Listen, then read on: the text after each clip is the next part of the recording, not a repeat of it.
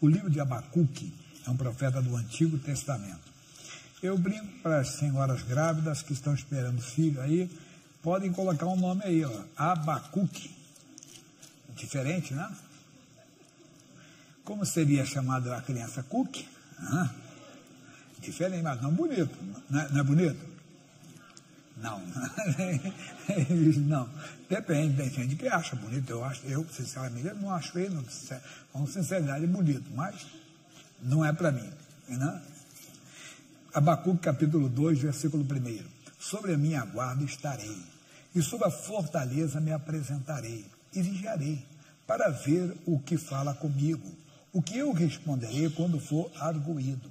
Nós temos que prestar atenção, que temos que ter uma vida de oração. Temos que ter uma vida no altar de Deus, nos apresentar a Deus, nos guardar na fortaleza, nas revelações que Deus tem nos dado. Eu tenho explicado que a fortaleza é o lugar seguro, e onde você então deve se apresentar a Deus quando você é tentado, por exemplo. Não, eu sou morto para o pecado. Mas não é essa tentação moral, não. É tentação de você, vamos dizer, responder alguém, quando você discutir com alguém, e você lembra da palavra de Deus, que a nossa luta não é contra a carne e o sangue. Então nós temos que ficar atentos àquilo que Deus está falando conosco, porque quando surgirem as lutas da vida, nós devemos, então vamos repetir aqui que é importante isso, nós devemos nos apresentar a Deus, entenda bem, mas ele fala uma coisa bonita, e vigiarei, para ver o que fala comigo, e o que eu responderei quando for arguído. Então, nós temos que prestar atenção na palavra que Deus tem nos dado, nas revelações que Ele tem nos dado, porque elas são a nossa fortaleza quando somos atacados, tentados. Quando falamos de tentação, nós só pensamos em tentação moral, toda a tentativa do diabo de entrar na sua vida, destruir seu corpo com uma doença, com uma enfermidade. O que você faz? Você se apresenta a Deus. E você, então, ouve o que Deus tem falado, você lembra do que Deus tem falado, e com aquela revelação, então, você responde àquela tentação. Em mim não, porque eu fui curado pelas feridas de Jesus, eu não aceito. Por quê? Porque eu sou nova criatura, e assim por diante. Mas o que me chamou a atenção foi essa parte que vigiarei, quer ver, não vigiamos. Não olhamos como deveríamos de olhar. Eu coloquei aqui o livro, tem que ser importante para nós, Lamentações de Jeremias, é um pouco atrás, Lamentações, capítulo número 3, eu vou ler do 19 em diante, que aqui está a mensagem maior hoje. Capítulo 3, versículo 19 em diante. E diz assim: lembra-te da minha aflição e do meu pranto, do absinto e do fel. O que é absinto? Da amargura, né? Das lutas que passamos, das lágrimas que derramamos. Minha alma certamente se lembrará e se abate dentro de mim. Disso me recordarei no meu coração, por isso tenho esperança. Quer dizer, você lembra do que diz a palavra de Deus e aquilo ali levanta você. Um exemplo, a pessoa recebe um diagnóstico de uma doença terrível, um câncer, uma insuficiência renal, seja qual for a doença. Aí você lembra das palavras do Senhor, que aqui é a sua fortaleza, aquilo vai te levantando, vai te dando esperança. As misericórdias do Senhor são a causa de não sermos consumidos, porque as suas misericórdias não têm fim. Novas são cada manhã, grande é a tua fidelidade. Todos nós, quando enfrentamos uma luta, quando enfrentamos uma adversidade, na nossa mente vem a acusação de pecado. E às vezes não é pecado, pode até ter pecado, mas pecado confessado é o quê? Inexistente, mas o diabo traz. Todos nós costumamos cair nessa cilada, como todos nós. Pedir perdão para Deus daquilo que já não existe mais. Não é verdade? Passamos por uma Deus, mais uma vez eu te peço perdão. Mas que é isso? Não existe mais uma vez, mas todos nós caímos nessa tentação. Eu contei que um amigo uma vez, ele capotou o carro muitos anos atrás, uns 30 anos mais ou menos, lá em Assis, na rodovia. E ele disse: pastor Jaime, era de madrugada, eu capotei, caí num barranco, ninguém viu, só escutava o barulho dos carros passando. Depois que eu fiquei sabendo que eu tinha um problema na clavícula, destroquei, era uma dor horrível. Qualquer esforço que eu fizesse, eu dava dor, parece que eu ia desmaiar de tanta dor. Falar, então, não podia nem falar naquilo. E eu queria gritar que eu estava ali dentro daquele carro, o carro de cabeça para baixo, e eu lá, todo machucado, sem saber. Quando eu tentar falar alguma coisa, aí o que eu fiz? Sou cristão, o que eu vou fazer? Vou orar. Esse pastor Jaime, eu pedi perdão por tudo quanto é pecado que eu disse. Acho que eu até criei pecado. Eu até inventei pecado na hora. Isso é normal. Todos nós fazemos isso. Quando eu digo todos nós, claro, todos são, todos, não tem exceção. Então, estamos incluídos aqui. Mas ele está dizendo que a misericórdia de Deus não é nova a cada manhã. Para com isso. Aí vem o bonito agora. Bom é o Senhor para os que se atêm a Ele, para a alma que o busca. Quer dizer, você está sendo tentado e atacado pelo inimigo, mas você se atém àquilo que Deus diz. Você então está vigiando sobre a palavra de Deus. Essa é a palavra. É vigiar, nós pensamos só, vigiar para não cair em tentação, está certo. Mas é vigiar para você lembrar daquilo que Deus já falou com você, para você se ater àquilo. Espera aí, Deus não falou por acaso. Quando Ele falou que não há para Ele impossíveis, aquilo era para mim.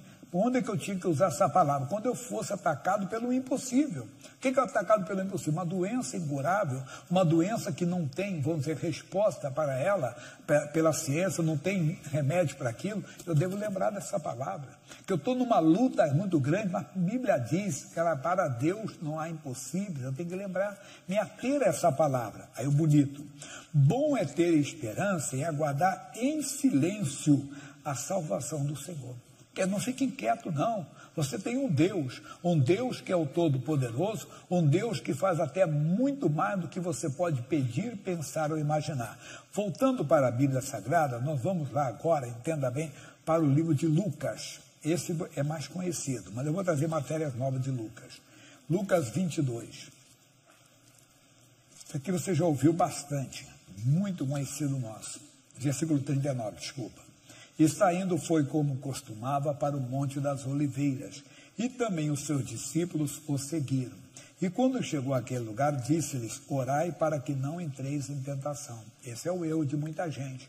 Também só vai orar quando tem a tentação, que só vai orar quando tem uma luta, só ora quando tem uma batalha. Não, nós temos que orar antes. Quantas vezes você ouviu isso? Quantas vezes você aprendeu? Você não tem que esperar chegar uma luta para orar. Você tem que aprender a orar. Porque quando chega a tentação, você está ligado com Deus. Quando chega a investida do inimigo, o ataque do inimigo em você ou em alguém da sua família, em algum setor, você sabe o que fazer. Quando você enfrenta um desafio, você sabe qual é a direção. E se não sabe, você vai ouvir a Deus, o que Ele tem para falar contigo. Aí tem mais.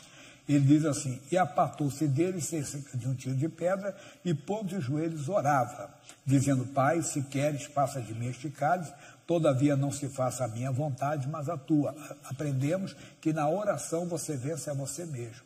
Na oração é um lugar de decisão. Às vezes você quer algo, mas não é a vontade de Deus. Claro, cuidado. Tem coisas que é desnecessário usar a famosa frase, se for a tua vontade. Imagina, eu estou com câncer, eu olho e digo, Deus, se for a tua vontade, o Senhor me cura. Isso é certo? Não. Deus quer eu com câncer? Quer alguém com câncer? Não. Você não tem. Já está na Bíblia que pelas feridas de Jesus foram sarados.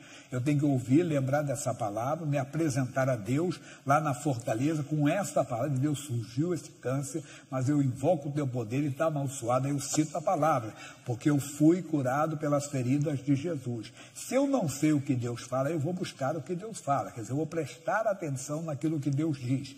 Eu estou falando isso, que agora tem situação que às vezes uma mudança para outro país, mudança de emprego, né? Eu contei o caso de um amigo, engenheiro. Ele falou, pastor, 25 anos eu trabalhei na empresa. Durante 25 anos fui muito bem sucedido lá, mas não me sentia, vamos dizer assim, remunerado como eu gostaria de ser. E eu recebi uma proposta de um colega de trabalho que trabalhou conosco, e ele montou a própria empresa e me daria um rendimento 3, quase 4 vezes mais. Ganhar 3 vezes mais é bênção ou maldição? É bênção, né? Mas ele não orou a Deus. Ele já achou que já era a resposta de Deus. Ele disse, eu abracei aquele emprego. Fui lá na empresa e expliquei a situação, compreenderam e eu saí. Bem, primeiro mês, quando eu recebi, sorriso daqui ali, né? Imagine, ganhar quase 4 vezes mais. Segundo mês eu recebi também. Estava muito feliz, mas comecei a notar algumas coisas. E no terceiro atrasou uns dias. No quarto, o amigo foi muito transparente comigo. Não deu certo. Não vou poder ficar contigo. Eu quero que você deve sair, pastor, sem querer direito algum, porque era amigo, e eu entendi porque estava atrasado aqueles dias do pagamento. Bem, para encurtar a conversa, ele disse que conseguiu voltar para a antiga empresa, que ele era muito considerado lá, não com o mesmo status de um funcionário de 25 anos, mas com agora o status de um novo colaborador. Mas consegui, pelo menos não fiquei desempregado, voltando ao salário antigo também. Mas o que ele falou para mim? Pastor Gerson, você já ouviu falar disso aqui? Ele disse, eu não consultei a Deus, tinha que consultar. Então, aí vale, se for a tua vontade. Senhor, não faça a minha vontade, eu quero amar, mas o Senhor conhece o amanhã, porque não é que, claro que Deus quer que você ganhe mais, mas Deus conhece, entenda bem, o amanhã que nós não conhecemos. Faltou consultar Deus. E apareceu-lhe o anjo do céu que o confortava, e posto em agonia orava mais intensamente, seu suor tornou-se em grandes gotas de sangue que corriam até o chão. E levantando a oração, foi ter com seus discípulos e achou-os dormindo de tristeza. E disse, por que estáis dormindo? Levantai-vos e orai, para que não entreis em tentação. Isso aqui é muito conhecido nosso, já falei várias vezes. A diferença aqui é que agora eles tinham que se levantar. E o bom é isso, é quando vem a tentação, quando vem a luta, quando vem o ataque do inimigo, você está de pé. Você não tem que orar para se levantar, você já ora para enfrentar o inimigo. Aqui está no levantai-vos e orai. No 40 ele só diz, orai para que não entreis em tentação. Então nós devemos nos apresentar a Deus, não é só no dia da adversidade.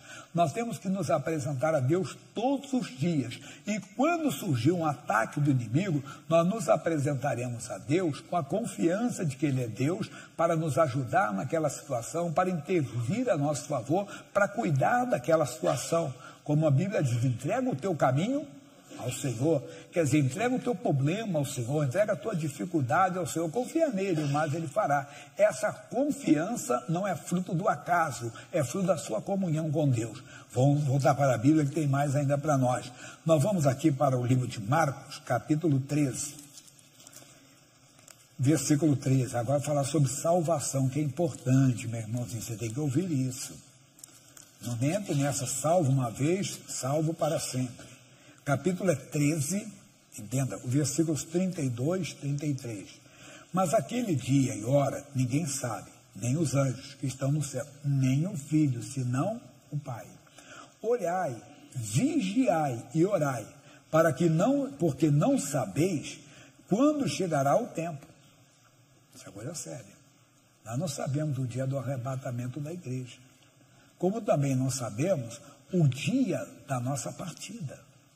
Os antigos sempre diziam, para morrer, basta a vida.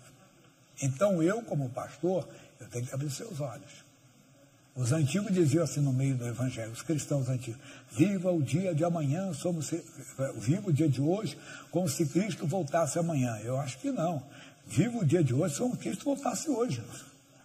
Quer dizer, como se Cristo voltasse agora. Se voltasse nesse momento, fale para você mesmo, você subiria com Jesus? Se você fechar os olhos, você vai para o céu? Quando as pessoas dizem, não, uma hora dessa eu vou me acertar, uma hora dessa eu vou colocar minha casa em ordem. Não, se hoje ouvirdes a sua voz, não endureçais o coração. A nossa casa tem que estar em ordem a todo momento, porque a qualquer momento nós podemos ser tirados deste mundo. A qualquer momento nós podemos, entenda bem, ver o arrebatamento da igreja. Seria um desgosto muito grande. Vamos que fosse agora, nesse momento.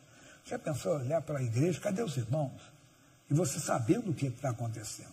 O mundo vai ficar apavorado, entenda bem. A canção que canta lá os cantores, né, no Evangelho, que diz o quê? Aviões sem seus pilotos voam para a destruição. Vai acontecer isso. Imagina, o cidadão é cristão, ele vai ser arrebatado. Você está no Uber lá, dirigindo, de repente fica sem motorista, já pensou?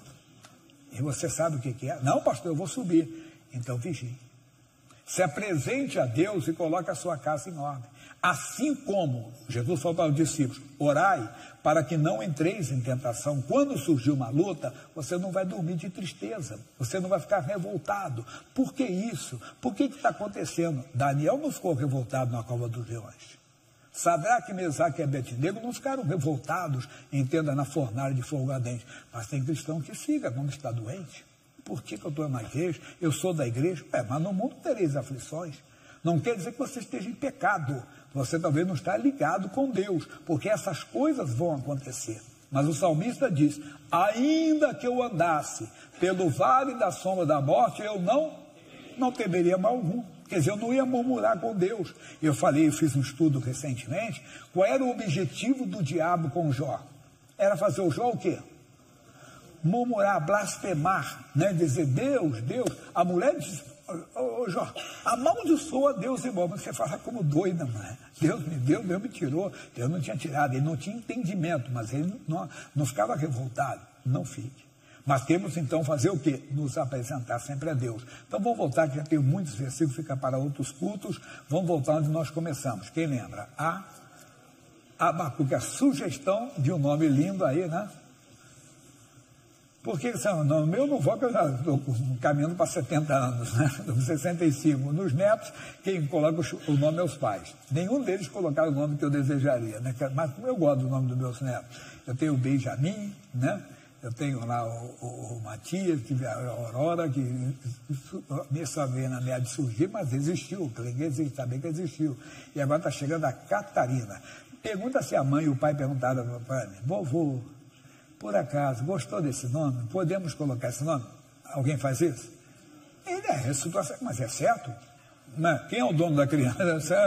É o pai e a mãe, então esse que resolve, sou eu que vou resolver isso. Se perguntassem para mim, se fosse menino, eu ia falar Jaime de Amorim Campos Neto. Bem que tem um que vai colocar o nome, que eu falei Joaquim, também falei Joaquim, né? Falei Joaquim, aí o menino disse que vai colocar Joaquim, né? Mas também tem que casar primeiro, ficar enrolando, tem que casar para depois. O neto mais velho fica assim, não, o filho de Júnior vai ser Joaquim. Ele disse, não, primeiro manda ele casar primeiro, não pensa em filho primeiro casar para depois ter filho.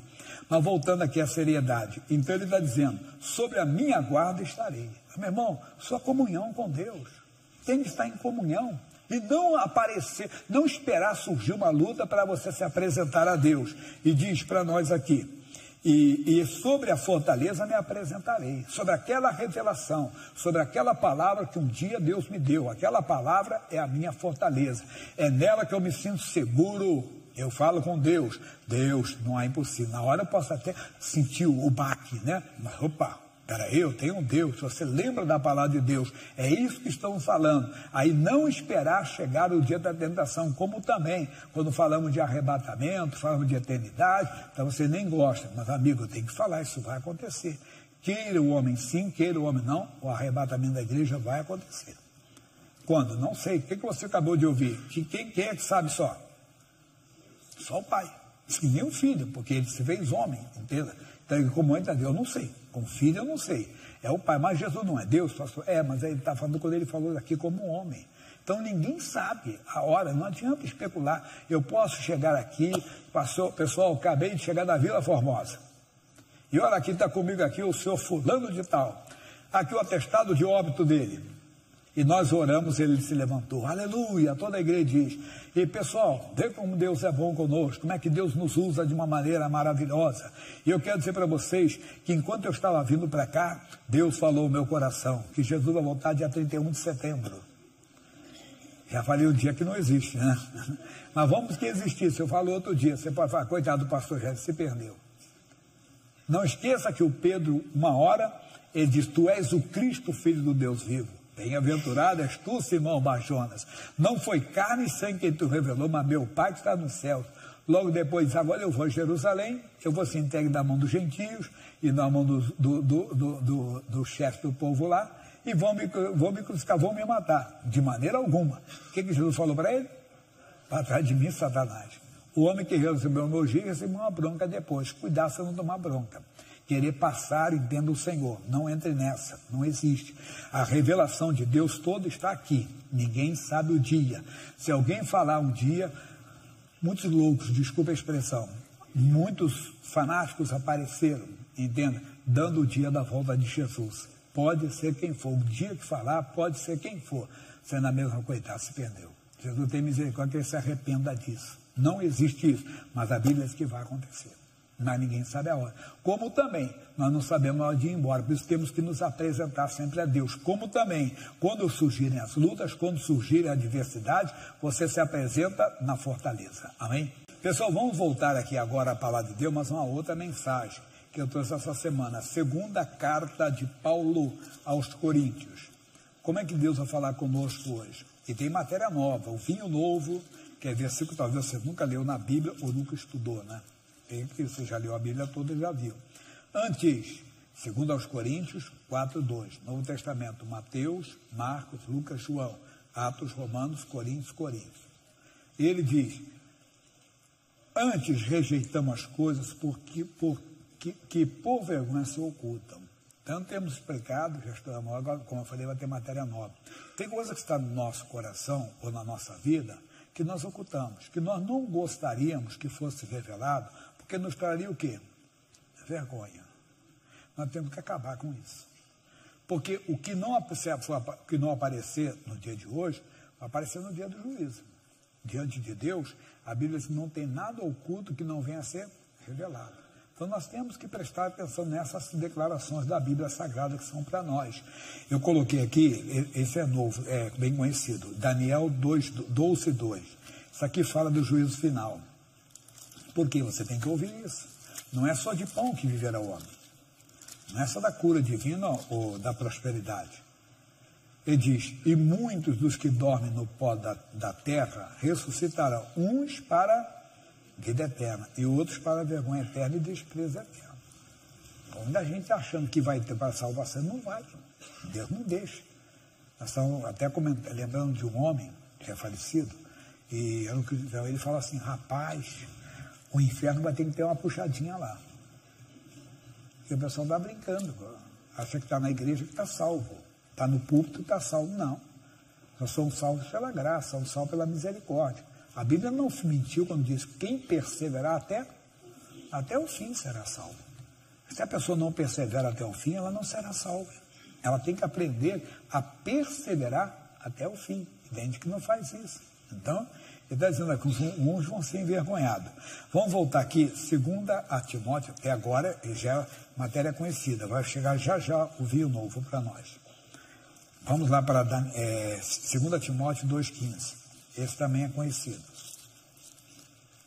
2 a Timóteo. Procura apresentar-te a Deus aprovado, como obreiro, que não tem se envergonhar. Eu não sou obreiro, não. Obreiro é todo aquele que faz a obra de Deus. Todo cristão deve fazer a obra de Deus. Diz assim, e mais, falando ainda desse, que maneja bem, que não tem que se envergonhar, que maneja bem a palavra da verdade. Então nós temos que aprender isso. Não posso, eu estou aqui, não é porque eu sou pregador, tudo bem? Entende? Imagine eu como pregador, que a Bíblia diz que muito foi dado, muito será cobrado. Então eu serei talvez mais até cobrado que vocês. Eu estou aqui pregando, alguém levanta e fala uma coisa a meu respeito. E se for verdade, vai me trazer vergonha? Claro, pode ser que ninguém é perfeito. Isso aí aconteceu, mas já está assim. A pessoa diz que pode ter resolvido. Eu estou dizendo assunto que não foi resolvido. Assunto que vai lhe trazer vergonha. Mas é que eu falei, muitos não vão ser envergonhados agora, mas muitos serão envergonhados no dia do juízo. E muitos, então, serão envergonhados, não é no juízo final, não é numa batalha, é numa luta que você está e Deus não poderá te atender. Quando você se deparar com o inimigo, que você vai orar, você vai clamar e Deus não vai poder. Você naquele dia será envergonhado. Você é de Deus, mas não terá ajuda de Deus. Aconteceu isso na Bíblia? Aconteceu. Só faço o resumo para você do rei Saul. Ele era o rei de Israel, o primeiro rei. E ele começou a desprezar as orientações da palavra de Deus e começou a fazer a obra dele. Um dia ele se depara com o inimigo. 2 Samuel, capítulo 28, versículo 5. Veja o que diz lá. 2 Samuel 28, 5. Desculpe, tá? 1 Samuel, não é segundo não. 1 Samuel. Você não é nem encontrar. E vendo Saul arraial dos filisteus, temeu e estremeceu muito o seu Quando ele se viu o inimigo, ele estremeceu. Aí, ele conhecia Deus. 6, ele clamou. E perguntou Saul ao Senhor, porém o Senhor lhe não respondeu, nem por sonhos, nem por urim, nem por profetas. Não teve resposta. É como a pessoa lê a Bíblia, a pessoa não tem resposta para ela. Consulta um homem de Deus, vai ouvir uma pregação, não falou nada comigo, o profeta não fala nada. Mas por quê? Porque Saul tinha que primeiro se acertar com Deus. Ele foi envergonhado. E às vezes nós estamos sendo envergonhados. Cadê o nosso Deus? Falamos sobre isso. O Jó falou uma coisa aqui, matéria nova, o vinho novo, capítulo 13, versículo 10. Às vezes são coisas que ninguém vai saber. Não, por quê? Você vai entender Jó. Jó antes de Salmos, tá? Jó capítulo 13, versículo 10. Vinho novo. O que ele diz para nós aqui? Certamente vos repreenderá, se em oculto fizeste distinção de pessoas. A gente quer oculto, ninguém sabe, ninguém vê. Mas você faz isso às vezes, não pode. A Bíblia diz que nós não podemos fazer isso. Nós temos que aprender. Jesus mandou amar até os inimigos, porque os que nós conhecemos, claro que nós mostramos amor, né? O pai, enquanto o filho, beija o filho, o avô, o neto, o marido, a esposa, assim por diante. É normal, né? O parentesco, às vezes a amizade, tem cultura, que a pessoa dá o ósculo e tudo, quando se encontra. Mas estamos falando o que está oculto, que às vezes no coração você não aceita uma pessoa, principalmente se essa pessoa um dia fez um mal para você, ou principalmente se essa pessoa tem ideias diferentes da sua. E você começa no coração a rejeitar aquela pessoa ou até odiar aquela pessoa. Não pode. A Bíblia diz que Deus amou o mundo, todas as pessoas. A Bíblia diz que a vontade de Deus é que todo homem seja salvo. Guarda o teu coração. Porque tem coisas que estão ocultas, mas que forem descobertas, tem coisas que não vão ser descobertas. Sentimentos não são descobertos. Entenda? Pensamentos não serão descobertos. Eles devem ser o quê? Anulados pela nossa confissão a Deus. Sentimento e confissão, você não tem que confessar para ninguém, é só para Deus. Você tem que falar com Deus, para que aquilo ali seja anulado. Porque Deus há de julgar os pensamentos e as intenções no coração. E no coração está oculto, de gente está fazendo isso. Aí você um dia vai para ser envergonhado. Pode ser agora, como pode ser no dia do juízo. Pastor, por causa disso? Pode. Lembra do desejo pecaminoso que Jesus disse? Se você olhar para uma pessoa e desejar aquela pessoa, como marido ou como mulher, o que aconteceu? Você cometeu adultério. Ninguém soube, alguém sabe? Ninguém sabe, mas você cometeu. Aí, você não tem que pedir perdão ao marido ou o marido pedir à esposa, não. Mas a Deus tem que pedir. Claro, se fez, aí é outra coisa. Se entrou como chamado no mundo jurídico, é o intercriminis, quer dizer, se você começou a praticar aquilo, aí tem que falar, terá que falar com o marido, terá que falar com a esposa. Mas se foi só no sentimento, tem que falar. Por quê? Porque senão isso vai aparecer no dia do juízo e vai te envergonhar. Está oculto, mas vai aparecer. Porque não há nada oculto que não venha a ser revelado. Porque eu estou pregando, não é apenas para você ser curado, estamos preparando um povo para morar no céu, irmão. E nós temos que tirar essas coisas que impedirão. E se eu não avisar, eu vou cair na condenação. Porque se Deus colocou essa palavra, se eu tenho orado, se eu tenho pedido a Deus para me dar a palavra, e Ele me traz a palavra, e eu não trago para você. Então, coloque a sua casa em ordem e se prepare para se apresentar diante do seu Criador. Porque todos nós estaremos lá. Mais um pouquinho desse assunto aqui para não mudar. Aí diz assim... Provérbios é depois de Salmos. O Jó é antes, o Provérbios é depois. Capítulo 11. Esse também é um vinho novo. Lembrando que vinho novo são versículos que talvez você não tenha estudado ainda. Ele diz: o que anda praguejando descobre o segredo, mas o fiel de espírito, o que ele está dizendo para nós aqui, pessoal? Encobre o negócio. Isso é muito importante para nós. Não havendo sábia direção, o povo cai.